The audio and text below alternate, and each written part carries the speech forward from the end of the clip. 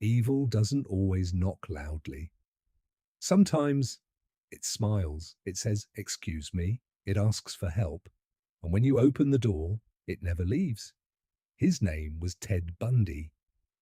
Law student, volunteer, charmer, and behind that smile lived one of the most calculated killers America has ever known.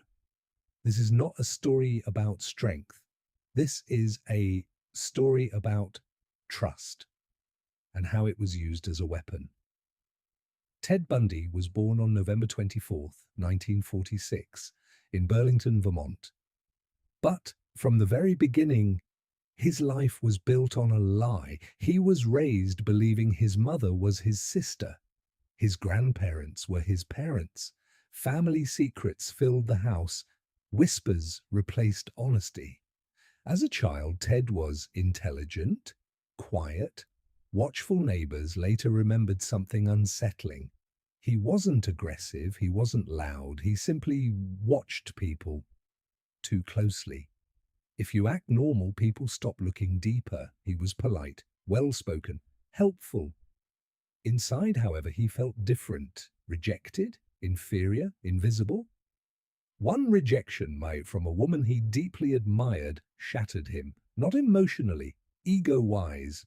And ego, when wounded, can become dangerous. By day, law student, political volunteer, friendly neighbor.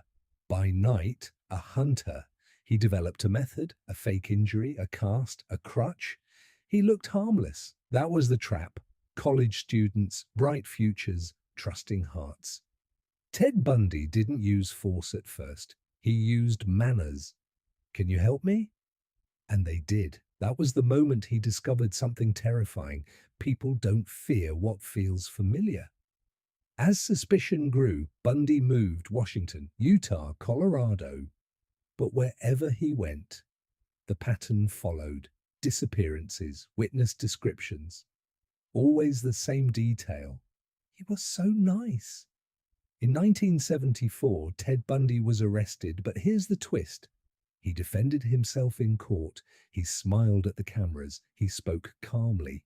And the public? Some admired him. Evil had never looked so composed. Ted Bundy escaped custody. Once, then again. This wasn't luck. This was arrogance mixed with intelligence. And during that freedom, he killed again, this time without restraint. The mask was slipping. In 1978, Bundy reached Florida. Here, his crimes became reckless. The careful planner was gone. What remained was desperation. Police finally caught him, this time for good. The trial was a spectacle. Ted Bundy loved the attention. He spoke, he joked, he flirted. But evidence spoke louder. He was convicted, sentenced to death. On death row, Ted Bundy confessed, not out of guilt, out of control. He wanted to decide how he'd be remembered. He never fully explained himself, because the truth was simple. He enjoyed the power. On January 24th, 1989, Ted Bundy was executed. Outside the prison, people cheered. Inside the execution chamber, the smile was gone. For the first time in his life, Ted Bundy had no audience. Ted Bundy didn't look like a monster. That's why he was so effective.